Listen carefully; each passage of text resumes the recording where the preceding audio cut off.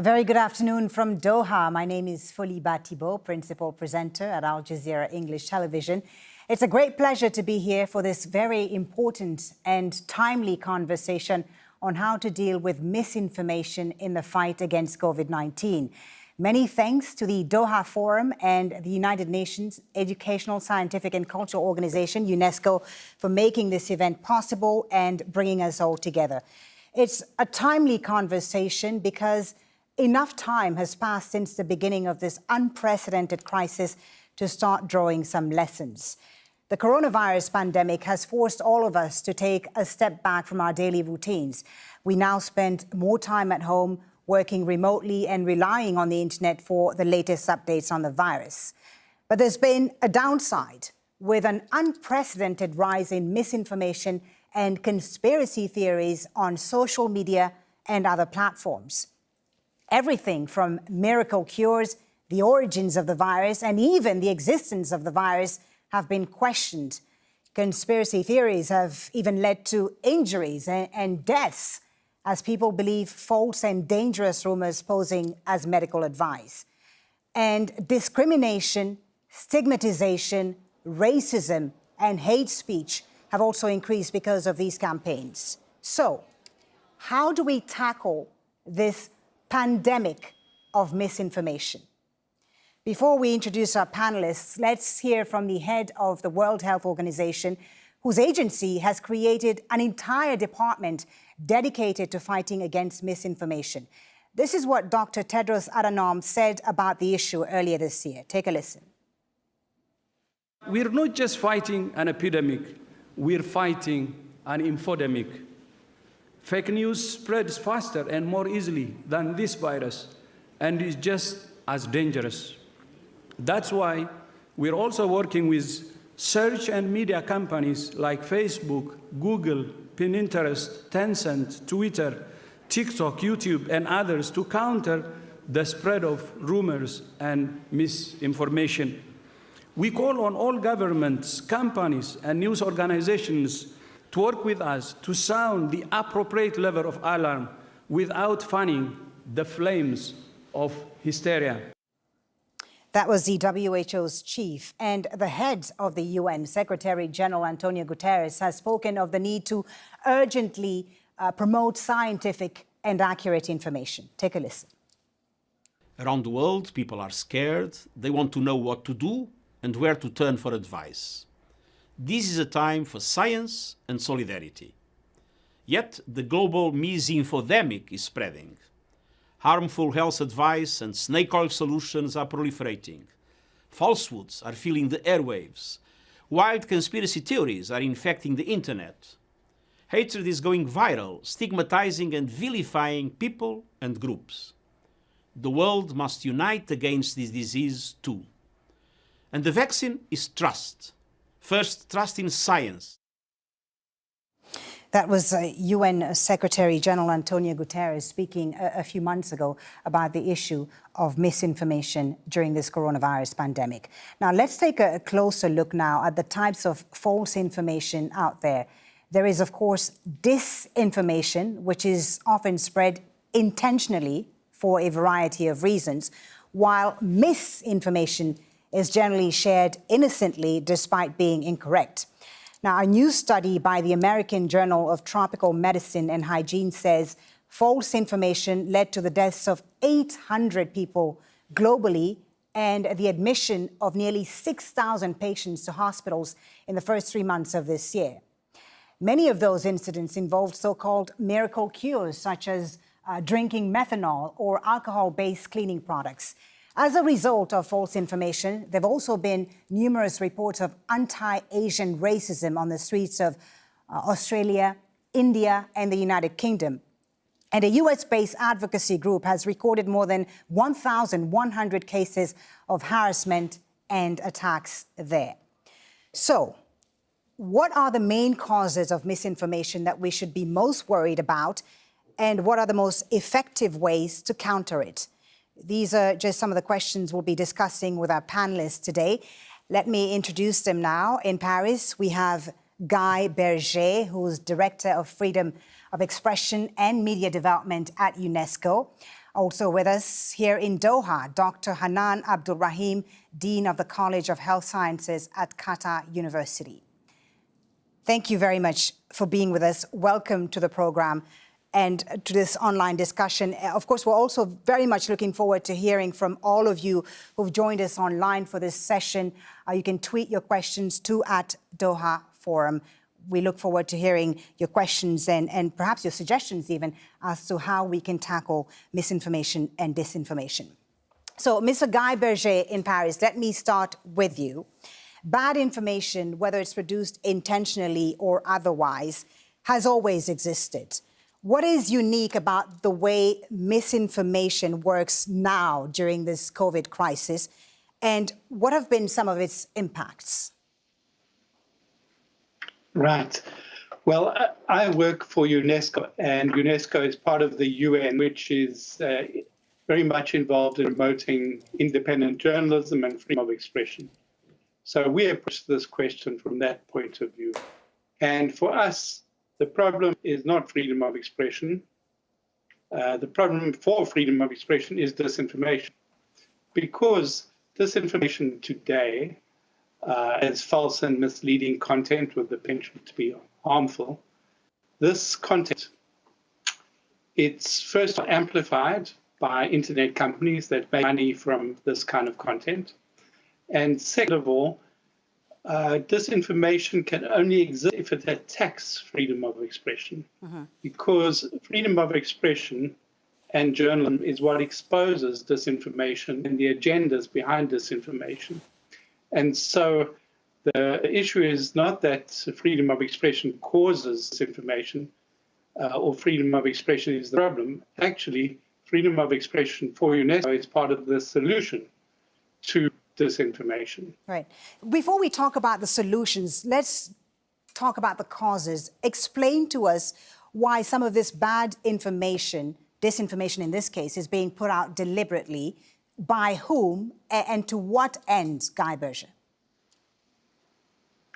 Well, you mentioned earlier disinformation, misinformation, and of course, a lot of misinformation begins as disinformation. So, for example, somebody trying to have a financial scam, to trick people, to con them out of their money, may produce disinformation to say, "Buy my miracle cure, it will save you from COVID." That is their motivation. That message can then be circulated by people who think it's true and just want to circulate for helpful reasons. So you've got an interesting interplay between the disinformation that starts with bad intent and then is distributed with innocent intent. Right. And so the people who distribute this information are not always the same as those who create it. And those who create it can have financial reasons, political reasons, geopolitical reasons, ideological reasons. They may also be very well organized, and they may very well be paid to do this, so that they have clients who are prepared to put a lot of money for particular reasons into creating the confusion and the polarization that goes hand in hand with disinformation. Right. Dr. Hanan Abdul Rahim, let me bring you into the conversation. Now, you're a public health expert. Do you think the infodemic has made the pandemic worse? What are some of the health outcomes you've observed resulting from disinformation when it comes to the coronavirus pandemic? Right. So, in your report, you talked about a number of components of misinformation or disinformation. So things like stigma or conspiracy theories or, false information. And stigma is actually very concerning because it has a number of effects on a number of levels, right? So it has an effect on people who might have the virus or have the disease. And it, of course, other than being a very negative influence on their mental health, it also has a very counterproductive effect in terms of what we're trying to do in a public health response, and that is it drives people away from the health system, from seeking care, from getting treatment, from getting good advice, rather than directing people towards it, because of course people are very concerned about being mistreated or labeled or stigmatized.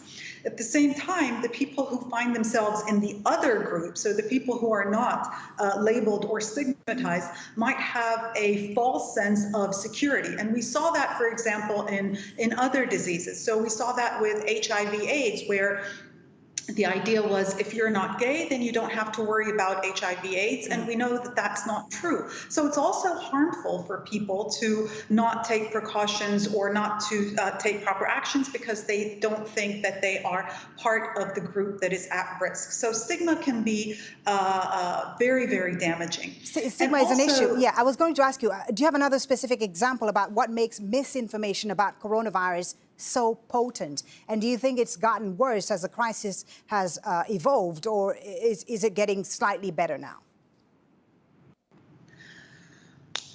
Well, I think the thing is that there is so much that is yet unknown. And so as long as there is sometimes a vacuum of information or information that is still evolving, that's going to give room for misinformation and for disinformation. And the thing is that I think what we have to become more comfortable with is communicating uncertainty and saying that we're uncertain. And I know that's very, very uncomfortable because people really like to wait. And by people, I mean, official organizations and so on. They like to wait until they, know all the facts and until they're very sure. Well, what that does is a couple of things. One, it creates a vacuum, which can quickly be filled with misinformation and disinformation. And the other is that, the science is emerging, and we're finding out new things. So it is okay to bring the public along in this journey and to say, this is the best information that we have now, but we know that it can change. Because what happens is when, guidelines suddenly change, so for example, about face masks or something, and the public hasn't really been taken along on this journey, to them, it just seems like an about turn that is very, very sudden, and that casts, a shadow on the credibility of organizations. And so it's not likely to get better, in my opinion, as long as there's so much that we still need to know and to communicate. You talked about credibility and trust, Dr. Abdul Rahim. In the US, we've seen President Donald Trump leading the coronavirus briefings, often even contradicting his own health experts like Dr. Anthony Fauci. Whose responsibility should it be, in your opinion, to ensure that the public gets the right information about this pandemic? Well, I mean, it's not one person's responsibility. It's everyone's responsibility. And part of the problem of misinformation and disinformation is that it erodes credibility of institutions that we have long relied on and trusted, and it undermines trust in them. Right. So that's really problematic. But I think the interesting thing about trust is in institutions, it's the kind of credit in the bank that you want to have before you have a crisis like this, where you need to to get the public's cooperation and to get the public's trust and compliance and so on.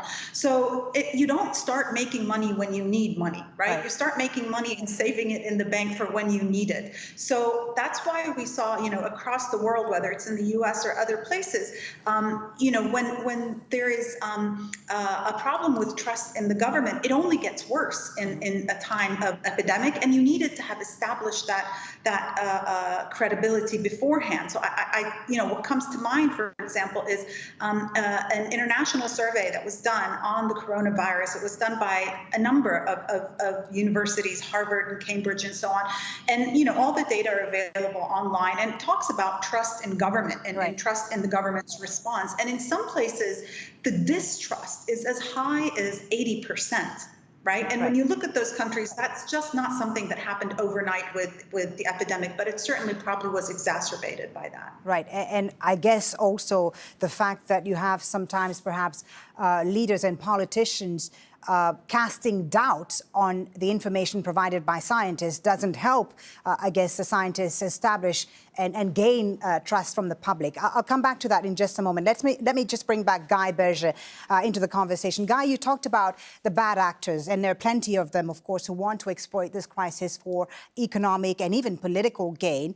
But what are the main causes of misinformation that we should be most worried about? Is it, the type coming from political operatives, or perhaps social media algorithms, unregulated media? Which of those is the most harmful, in your opinion?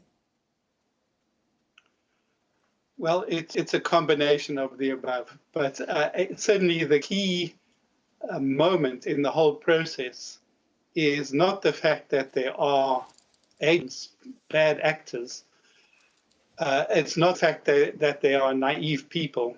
The main and the new thing is that the transmission between these is under the control of big internet companies that many people say are not doing enough to really stop promoting this kind of information.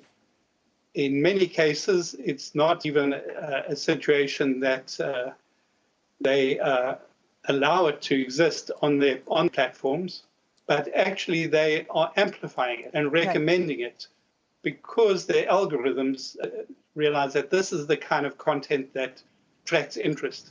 And the companies, like any company, they want to make money, and whatever is going to attract people, they don't mind. They will just use that content, allow that content to go there because it generates more eyeballs watching, and they can sell that attention to advertisers. Right. So but this is some really of these social media companies, the chain. Yeah, some of these social media companies have been making changes, though, as we've seen with Facebook and Twitter labeling misleading tweets. Online platforms certainly are the main tools for disinformation and consumer hoaxes, but can they alone be blamed? Well, they're blameless because, as I said, their algorithms are really the engine by which this information is being amplified and is being exploited. So there are two dimensions. One is they have the algorithms that do this, and two, people know how to use those algorithms. So they have some blame, and they are improving. That's a good point. However, their transparency still leaves a lot to be desired. So, for example, they sometimes will tell you how much information they labeled, how much disinformation they've labeled, even stuff they've taken off their sites.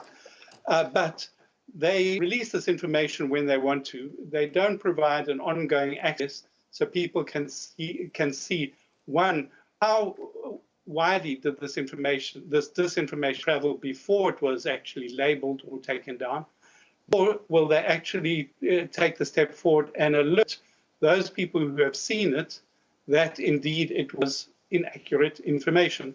So there's a huge amount more that companies can do, even if they are not the originators, not the upstream people. They are the stream by which the stuff is being spread. Dr. Hanan Abdulrahim, I mean, as Guy mentioned, despite social media companies removing or labeling information about misleading information about vaccines, for example, a lot of people still believe that, Bill Gates, for instance, wants to use a coronavirus vaccine to implant microchips in people. Do you see the achievement of an effective vaccine being undermined by this type of information? And what more do you think social media companies should be doing? Yeah, I mean, ironically, I think the people who work with vaccination are probably the people who have the most experience with misinformation and disinformation and have been dealing with rumors and conspiracy theories and false information about vaccines for a long time. So, the Wakefield study on autism that linked autism to MMR is almost 20 years old now, and still we see its effect lingering. So yes, the misinformation and the disinformation surrounding vaccines can be very, very harmful, because right now you have a number of companies that are racing to come up with a vaccine, but there's always another component to that, which is people's willingness to take the vaccine. And that has to be somewhat affected by what they're seeing on social media and also offline. And I think we have to make sure that we make the point that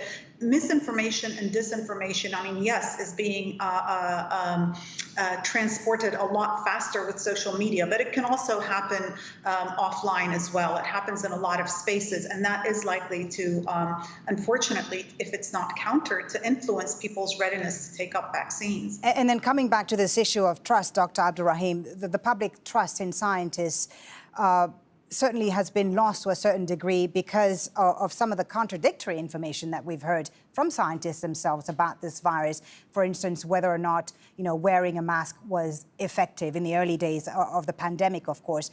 A lot of people have lost trust in some of the institutions like the World Health Organization. How do they reestablish that trust now with the public to make sure that when an effective vaccine is found, that people will actually, go out and get vaccinated and trust what the scientists are telling them?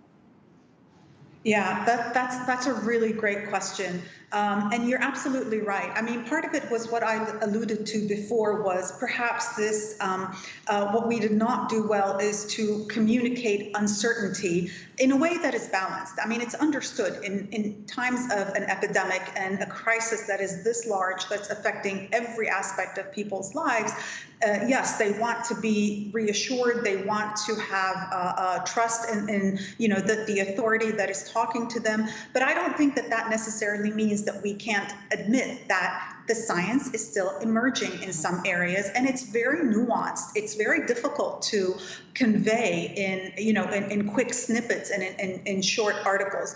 And you're right, the research community hasn't necessarily done itself a lot of favors either, because whether it's well-intentioned or not, but in their hurry to get out information, in some cases, we've had some pretty big studies that were retracted back in June, studies that were published in very prestigious journals, and that has to shake the public's trust. But I think, again, going back and saying, we made a mistake and we're finding out more, and this is what we're trying to do, that really helps. So this issue of communicating with the public really becomes very, very important. So I noticed in your introductory report, the Secretary General was talking about now being a time of science. Right. Yes, Trusting it is time for the science. Science and solidarity, yes. It's time for the science, for the public health, for the epidemiology, but it's also time for the science of communication, for the science of understanding how people receive information and how they propagate it and how it influences their behavior. So that's also very important at this point. Okay, Guy Berger, your thoughts about what could be the most effective ways in fighting misinformation and disinformation. Even for us as journalists, reporting on this pandemic has been extremely challenging because the misinformation, as we've seen, is not just coming from citizens, but also in some cases from governments and even journalists. And there's a war of narratives being waged by great powers. How do we counter this? What sort of approach is needed, Guy? Well, I certainly agree that credibility is the key here. And if you're going to counter this, you need to have credible information. As I said, you're up against an adversary here, because it's not just filling a gap where people are ignorant. There's already weeds that have been planted in people's minds. So you have to clear those weeds before you can really successfully plant the crops of knowledge. Now, I think besides for scientists, the media and governments have a key role to play here. Particularly, let me start with the governments, because first of all, governments need to allow media to be free and independent so that they can actually build their credibility and tell the story. And too many governments are still jumping on media, especially when the public needs credible media at this time. And when you have a controlled media system, well, people don't believe it. At the same time, governments need to do is open up their own information holdings a lot more. Governments need to be far more transparent with their statistics about infections, for example, about deaths, about tests, and more transparent about the contracts that they are giving to counter COVID, these emergency conditions. Right. So in this way, I think governments can really also boost their own credibility. Otherwise, official information is not credible. And indeed, but what about the issue of free speech that you alluded to earlier, Guy? Rushes to fill. The issue of free speech that you alluded to earlier, I mean, tackling misinformation is a very delicate dance between accurate information and free speech, as you've said. And many countries, including China, Egypt, Malaysia, have brought in legislation to control fake news, and almost all of them have been accused of committing excesses. What do you see as the critical points of tension when it comes to free speech and the battle against misinformation, and what should be done to resolve that? And are you hopeful that we can win this fight against disinformation? Yes, I think that's a key point. And here at UNESCO, we're rather concerned that some of the laws are very broadly defined, which means that you then have, in effect, a Ministry of Truth that defines what is going to be true and what is false, and with no grey areas in between. And those grey areas are important because, as the point has been made, science is always in process. Policy in responding to the coronavirus, nobody knows whether it's going to work or not work, because it's got to be, the proof is in the pudding once you start eating it. Right. And so the problem with governments trying to introduce these laws is to set up a fairly artificial division. Now, on the one hand, we do know there are some definitely proven untruths. We know there are definitely proven truths. But in between those, we also know there's a lot of debate and contestation, which is correct. What we don't want is we don't want disinformation people to take that debate and pretend it's true or false. We don't want governments to take that debate and pretend it's true or false. And I'll give you just an example outside of health, which is the sphere of climate change. There's a lot of disinformation about climate change. Right. And the disinformation is saying that, oh, no, the scientists are not yet agreed with on the question of climate change, global warming. The fact of the matter is most scientists are agreed that we do have this problem.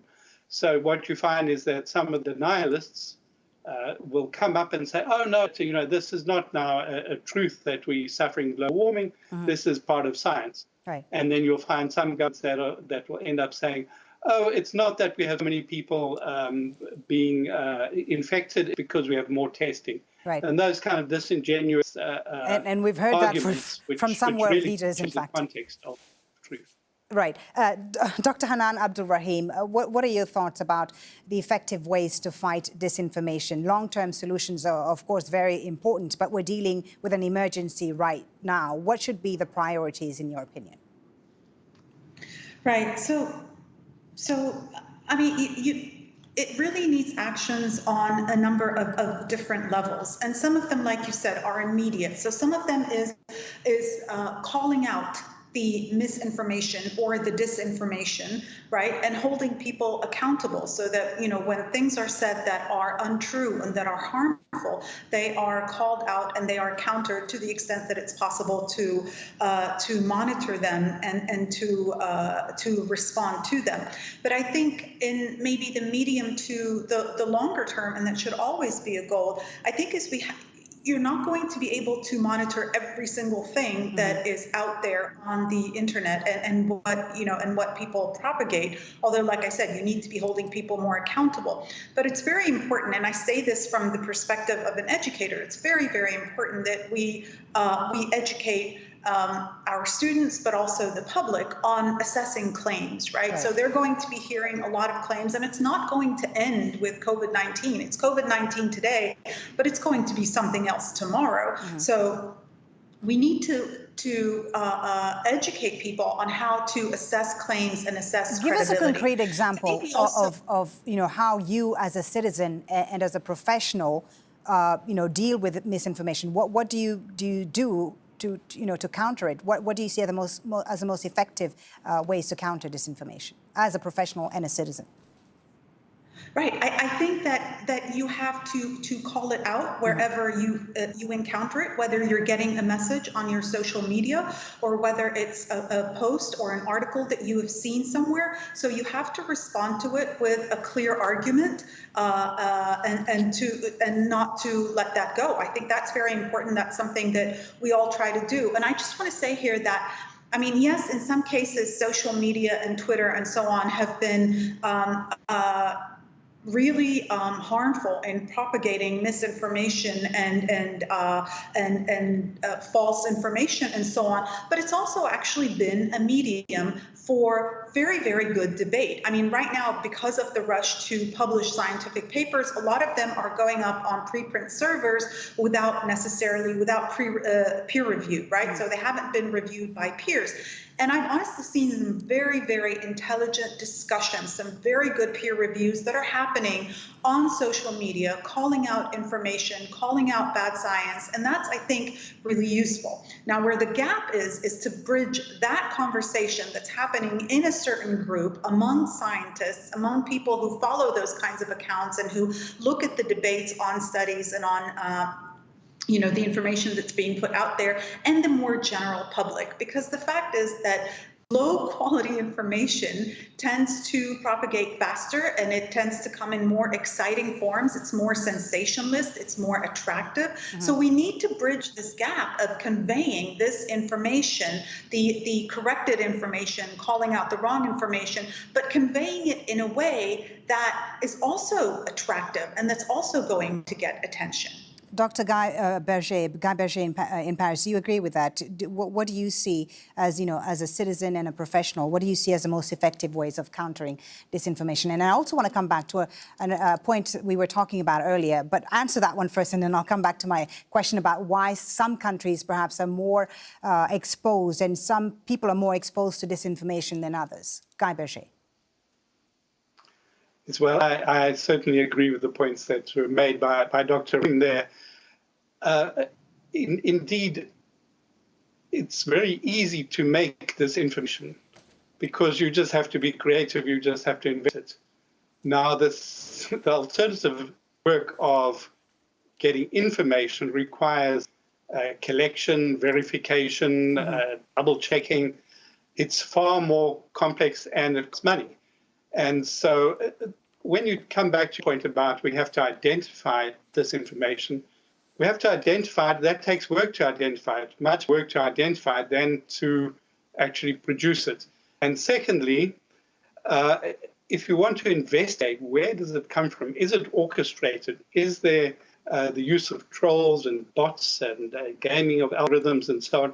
That takes even more work. Right. And so this is why I think media is so important, independent professional media, because that's what can really put the resources into credible identification of disinformation and the investigation. But what if the media itself is being attacked, as we've seen from some world leaders? What if the media is being labeled as fake news itself? Then who do you turn to?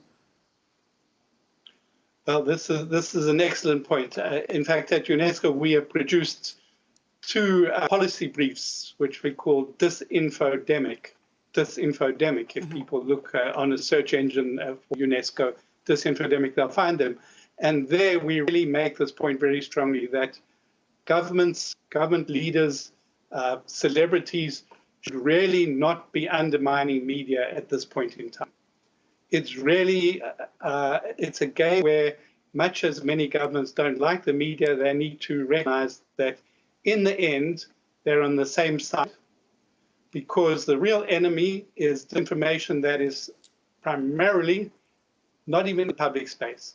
Media, everybody can see, everybody can judge it, everybody can criticize it, you can choose this, you can choose that. The problem with a huge amount of disinformation, it's not in social messaging, social media, it is social messaging. It's on WhatsApp, it's small groups on Facebook, closed groups.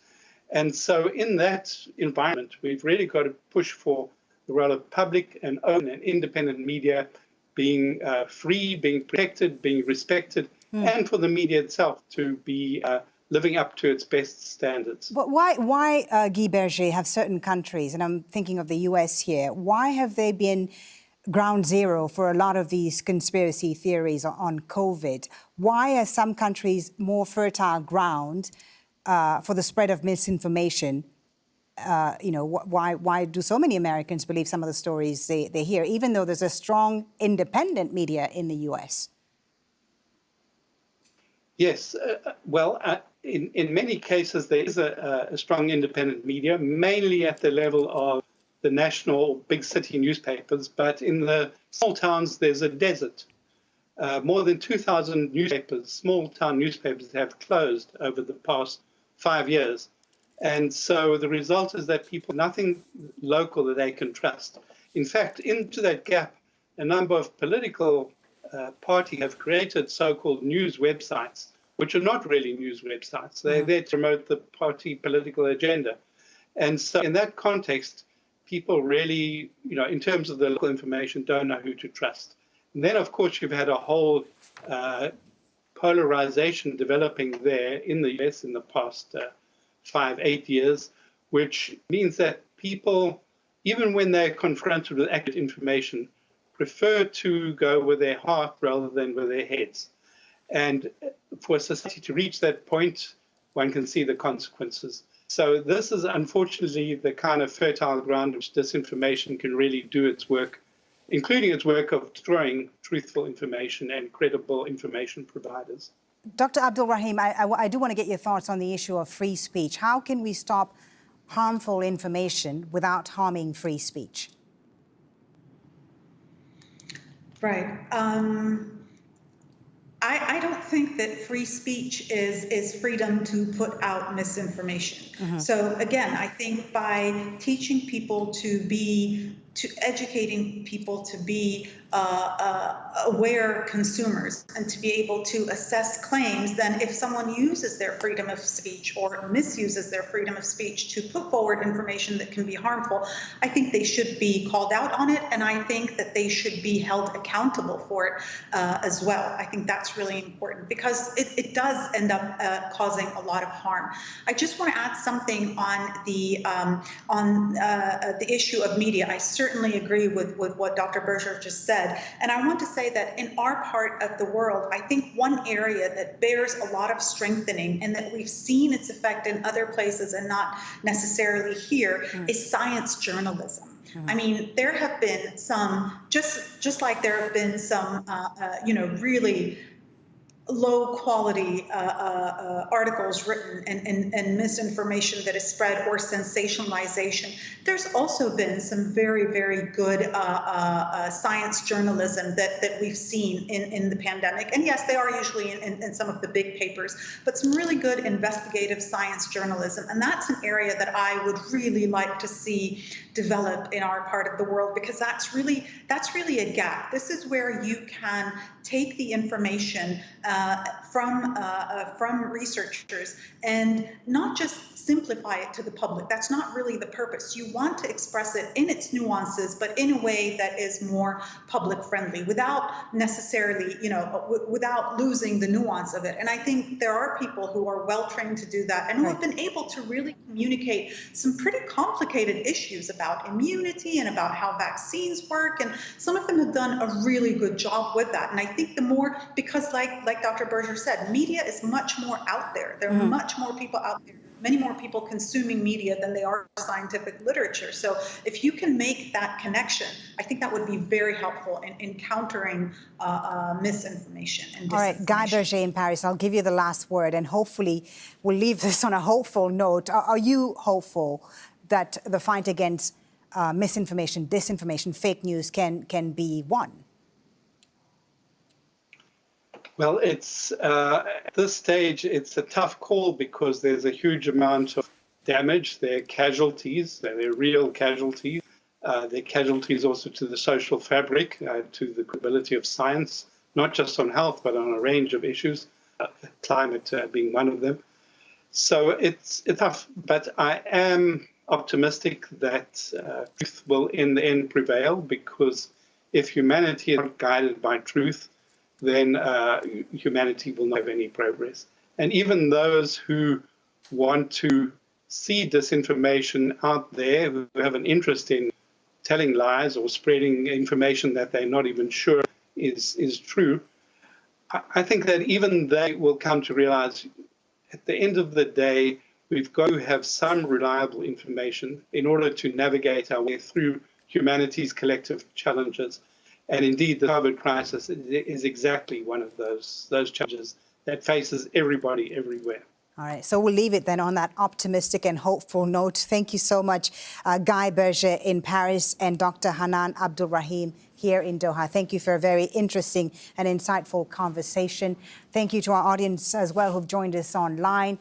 Proper information, as you know, can save lives, so think before sharing. Thank you to the Doha Forum and UNESCO for bringing us all together. I'm Folie Batibo from Al Jazeera English, from me and the whole team here in Doha. Thank you very much for watching. Bye for now.